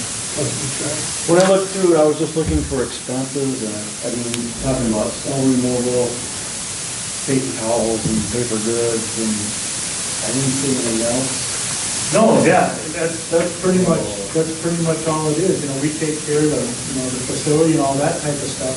I will mention that they do pay, they were paying the senior centers $300 a month. And that wasn't anything that was in agreement or anything like that. And in fact, some places NSI does, they don't pay anything, they pay so much a meal. But they just decided down here that they would do $300 a month. And what they did say, without putting it in the agreement, that they would continue to just pay that $300 a month, in a sense, for renting the kitchen or using the kitchen to prepare the meal. So they're going to continue to pay that. Instead of sending the check to the senior center, they're just sending it to the city. Does Greg need to look at it, or how do you know? Okay. I'll move to accept. I'll second that. Motion second. Discussion? Hearing none, all in favor signify by saying aye. Aye. Opposed, same. Motion carried. Anything else there, Don? Yes, so I wanted to get an idea of, you know, the state of the building, and what we might have to think about down there as far as AD and all that stuff. And so on May 5th, I met with the building official, I did a walkthrough. And, you know, to report to the council, basically, that building is not ADA compliant at all. From the entrances to the emergency lighting to the bathrooms, the HVA system's not right. So one of the things that we know that pre-COVID, the seniors were in there having their in-house meal.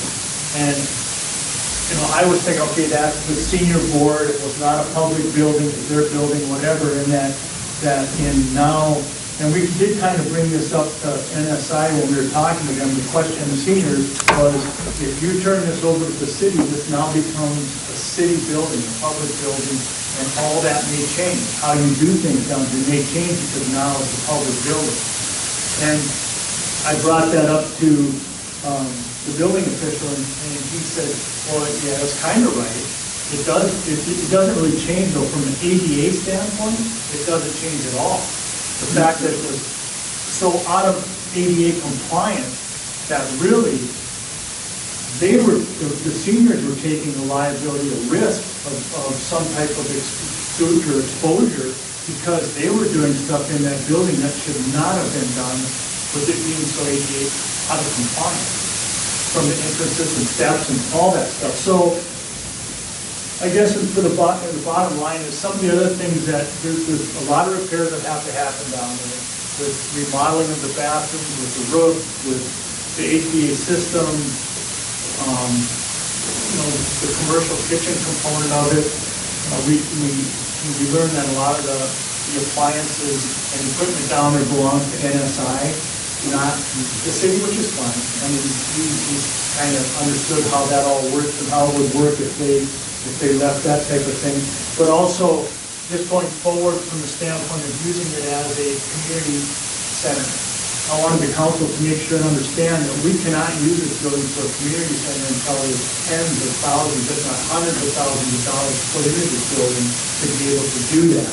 Now, on the top of the upgrades to the building, so it's ADA compliant and fixing the leaky roof and stuff, for us to be able to rent that kitchen out, if we go and establish a commercial kitchen in there, and I don't think this is all a good idea, but I just want everybody to understand it's not going to happen today, and it's going to take upgrades to do it. But for us to be able to rent that kitchen out for somebody to prepare stuff in it, the city has to hold a food manager's license. Now, that's just a few classes, but somebody in the city has got to have that designation so that we can rent the building and allow people to use the commercial kitchen that way. But I want the community to understand too, we have been getting calls, people wanting to know, can we rent it for this, can we rent it for that? This building cannot be rented as a community center for anybody and tell there's tons of upgrades on this. So at some point, and it's still not official yet, we still don't officially have the building, we got signatures and quick claim deeds and that type of thing. But at some point, the city has got to think about hiring an architect to help us go through the process of making sure that the upgrades to that building make it ADA compliant and building to be able to do the things we want to do in that building. So that's my update. Okay, you got that, Lou? We can't rent it out yet. But with this agreement that we signed, NSI is going to continue to serve meals out of there, right? Yes. The meals program, as it happens today, can continue to function. What they're not going to be able to do is get to a point, should COVID go away, of having in-house meals. They can continue the prep there and the deliveries and the pickups, but they can't have indoor dining. Okay. Councilman Strand, your question? Well, until IDA, Right. okay. You know, that just opens up the can of worms. I mean, really, is that building worth redoing? I mean, do you want to start over? Well, I asked the building official, I said, so, you know, the occupancy, just in a rough formula, and I thought it was, really, can you put that many people in here? But the occupancy is kind of what drives the bathroom remodel need, you know, what has to be in there, how many urinals, et cetera. And basically, on a real quick formula, he estimated that we'd be able to be in that open space, there could be 350 people. And I thought, and that was seating, and I thought that was high, but anyway, regardless, you know, he said, so that would drive what has to be done in the bathroom. So I asked him, I said, would it maybe make sense to basically just start over, take this bill, we got this parking lot, we've got, you know, we want to have potentially community bathrooms because of the trailhead, you know, establishment down there and that type of thing. We just take it down to the ground, build something back up, and maybe bigger, better than this is here. And he said, you could do that, but this is a solid building. It's blocked, everything about, even the interior walls are blocked. So he said, you know, it's a great, solid structure. It's just work. But that's a conversation to have. What's the cost difference of remodeling this compared to a new one? Being a block building as it is, would that serve as a storm shelter for some of those housing, like by the Garga, or above the Welcome Place and some of those places? You know, it could because of the type of structure it is, but again, that's something that, you know, an architect would look at to see, here's what the building consists of now, and here's what it would have to consist of to be able to be utilized for something like that. 350 people. I thought it was more. I thought 100. Well, yeah, because if you think about upstairs, I thought upstairs was that 350 number. So, yeah, that's not even, you know, okay, maybe 100. Any other questions for Don? Thank you. Item number 12, Local Board of Adjustments Equalization meeting on May 25th at 4:15 p.m. before our city council meeting. Do you want to talk about this? Any questions? No, I was contacted by the county assessor's office. Apparently there was an error on 12 parcels in Pelican Rapids on the valuation notice that was sent out. And so those have been redone, sent out again, but we have to have another local board of appeal and equalization meeting on, and so I scheduled it just right before the next council meeting, so if you guys could get here at 4:15, so we can have that meeting. So the 4:15 meeting allows enough time? I contacted them again today, and so far they have not had anybody. What if they do show up? If they show up here, Yeah. well, then the county assessor's office will have to arrange to meet them there. Because we have to start this at 4:30.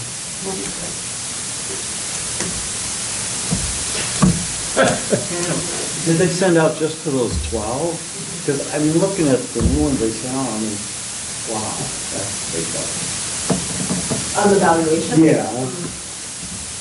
Yeah, no, it was just 12 parcels in Pelican Rapids, and they have sent those out, they've been in contact with those people, and they've not heard anybody wanting to come.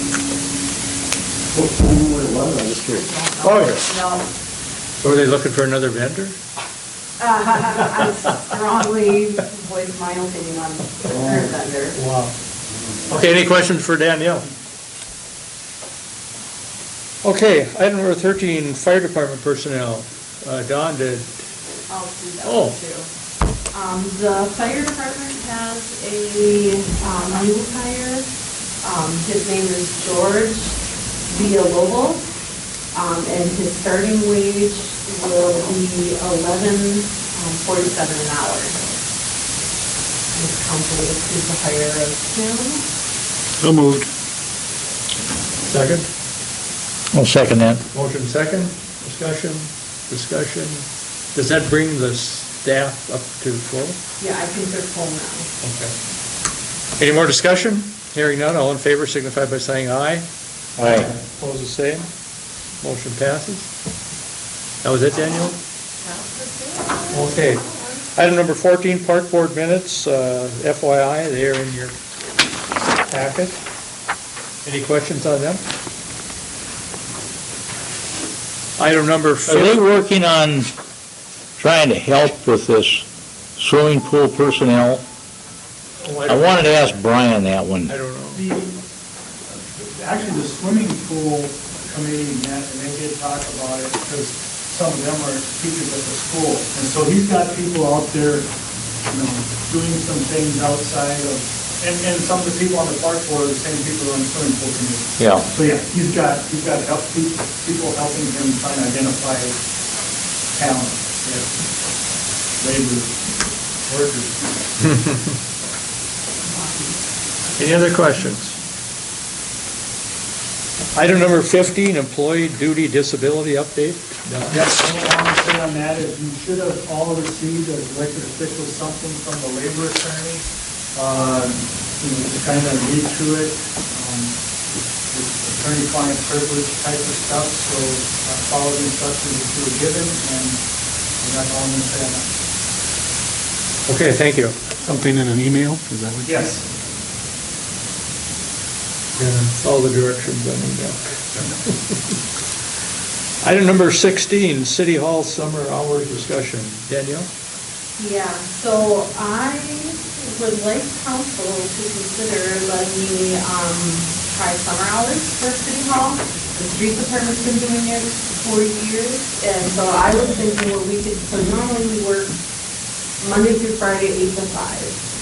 And my thought is on Monday through Thursday, we work 7:30, because that's what time the street department is in, and we work until 5:30, so it gives the public a little, time before work and time after work if they do work a normal 8 to 5 job. And then we would only be open on Friday for 4 hours, from 7:30 until 11:30. Say again, Friday? 7:30 to 11:30? Let me mention or add that, we've been talking about this in City Hall for quite some time, I would say several years. Oh, Yeah, and Danielle finally thought, we need to kind of do something about it and give council allow us to try it. Most cities have hours like this in town. We're one of the unique ones that don't. And I think having opening earlier than 8 o'clock and staying open later than 5 o'clock, Monday through Thursday, would provide some access to individuals to do stopping before they go to work or after they go to work and catch it. I'd like to at least try it, so we can keep track of how we do. I know some mornings where people are waiting when I get here. So are you looking for this one summer only? I would like to try it for the summer, yeah. I mean, if it goes well, I would probably bring it back to council again. I'll move we try this. Motion second, when would this start? Oh, sorry, I didn't mention that. Memorial Day, the week after Memorial Day. That's when the street department starts there. They run it Memorial Day through Labor Day, and so I would just work well with them. I would do the same thing. Okay, any more discussion? So I have noticed, living across the street from an office that has people come and pay their bills, that Friday afternoon, when the plant shift is done, is when there is a high uptick in customers. Do you notice that on Fridays here or not? Honestly, before I would have probably said yes, but I think with COVID and having the drop on right out here, a lot of people utilize that. I mean, and so I don't notice that Friday rush the way I used to. Like 3 years ago, I would have said yes, I definitely noticed that, but now I don't notice that as much. And I wonder how much of that would be part of the Dropbox, but also if they're able to stop in after 5 o'clock or before 8, if that would kind of eliminate the need for them to take care of them Friday afternoon. I can tell you the office across the street has a drop box, and they are still utilized until 9:30, 10 o'clock at night. So. But that's, if you don't see it, then, I guess when all the facts that there are, Yeah, we'll hear about it. Any more discussion? You need to advertise this or inform people that this change is going to be coming, so. Yeah, I'll include that in the newsletter, probably even put it on their utility bill, just a little blip about what time our hours are, when we're open here. And then, of course, website, Facebook, all those. Okay. Remember to talk to the press. Any more discussion? Hearing none, all in favor signify by saying aye. Aye. Opposed, the same. Motion carried. Item number 17, City Administrator Report, Don. Setting the agenda and getting ready for the meeting here, I attended an affordable housing roundtable discussion that involved, was kind of put on by the league, and it talked a lot about the housing issues that everybody's experiencing, and also with the county, and they're trying to figure out ways to, the biggest problem here in the north is it's getting way too expensive to build a house. And there also aren't a whole lot of homes available, so it's really driving prices up. But, the state is trying to figure out ways to try and make dollars more available to request the legislation and that type of stuff to get more housing stuff everywhere. And I think, Arkansas County's on the right track with the big build project that, kind of incentivize. The city also with project equity funding just to help. I think things are kind of slowed down in those areas a little bit. Pelican still hasn't had any requests for a new home being built. I know I've talked to people about it and was interested, and there are some out there that were planning on building a home and then, asking for that refund or that rebate. But I think maybe the plan changed because they found out how much it's going to cost to do. So we'll see how all that goes. I attended the last MnDOT 2024 value engineering study on the 2024 project. And then met with building official down at the senior center, walked through that. I met with Jake from Sourcewell regarding the comp plan status, and we're looking to set up another meeting before it's too long and kind of go over, they put together a really, really long list of, and good list of, potential projects. And so this week, I think it's going to be talking about some of those and making sure they get worked into the comp plan, the final version of it, or the draft version for everybody to see. I met with the mayor, Otter County, Lake Region, the park, some park board representatives and the street department regarding the trailhead. We had learned that Lake Region Electric and Otter County were talking about a potential trailhead down at Lake Region facility with the land down there. And after the park board had, and the council had kind of established that one down at the senior center by Veterans Park, we felt it was important to get everybody at the table and make sure we're all on the same page. We didn't know anything about any discussions on Lake Region, so we wanted to kind of hear what was going on and see what makes sense. And so through that meeting, it was decided that our trailhead is going to be what the city established down in the center of the downtown area. They still will have, obviously, the trail part of what they want to do out there, and what they're kind of looking at doing is when they extend the trail from the city that goes out to, Midwood State Park, not just going a straight shot down 59, they're actually going to take a turn there and go between the building and Lyden Lake, and around the backside of the building, and then come back out the street to give it that little bit more, trail scenery, whatever you want to call it. So Lake Region is going to continue to work with Otter County and potentially getting, recreational easements or whatever we need to do there, but there won't be an actual park and ride part of what's out there. That's the plan right now.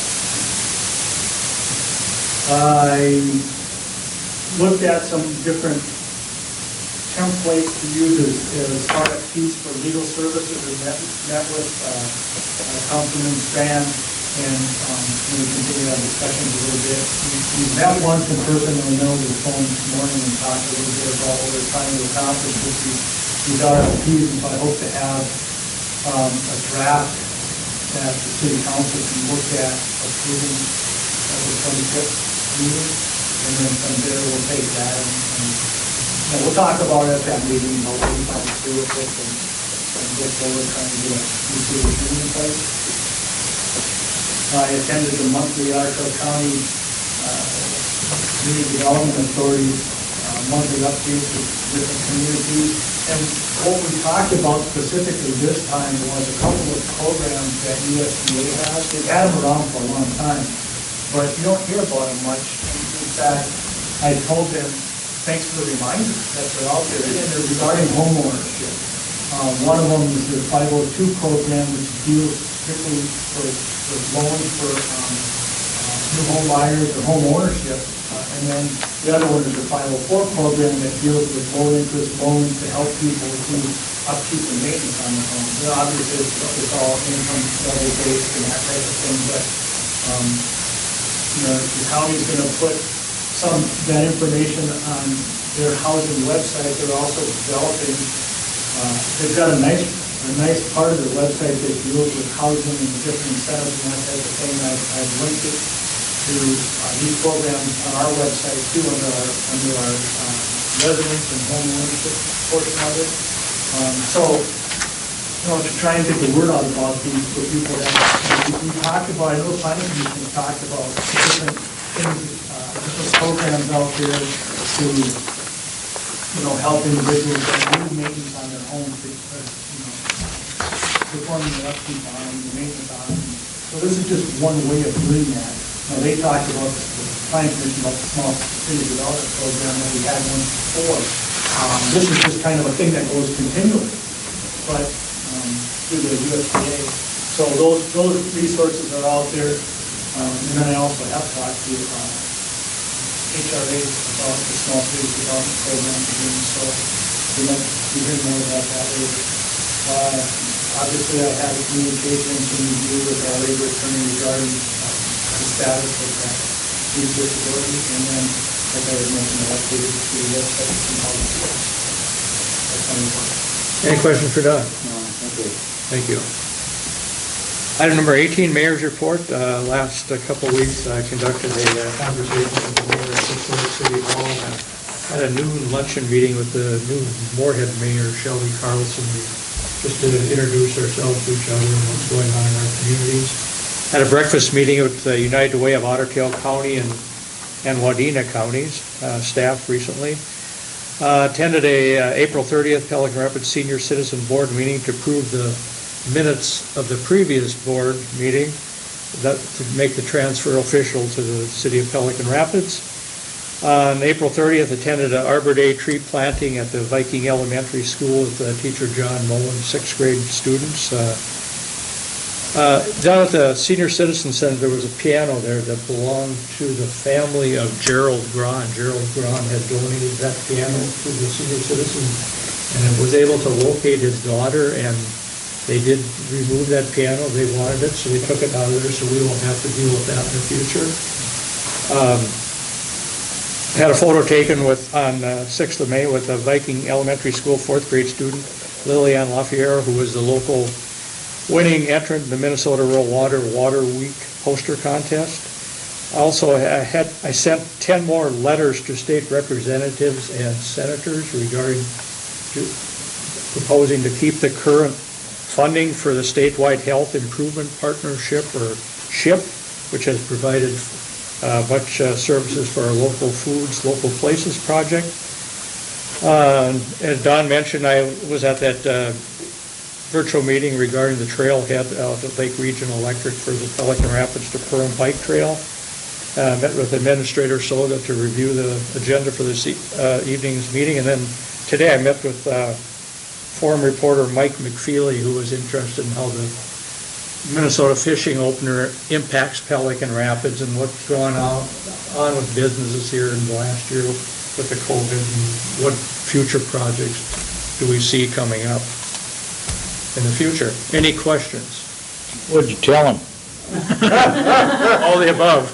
Tell them about the projects and about, fishing. Fishing, last year during the COVID, the fishing license sales in Minnesota were up in 20-year high compared, more people were fishing. If that's going to happen this year, I don't know. I hope so. But I stopped down at Park Region Oil, and they said they sold a ton of fishing licenses already, and still a few days till fishing season starts. So. Any other questions? You're welcome. Seeing no other business items, or motion to adjourn, second? Second. Motion second. All in favor, signify by saying aye. Aye. Opposed, the same. Meeting adjourned. Thank you, Lou.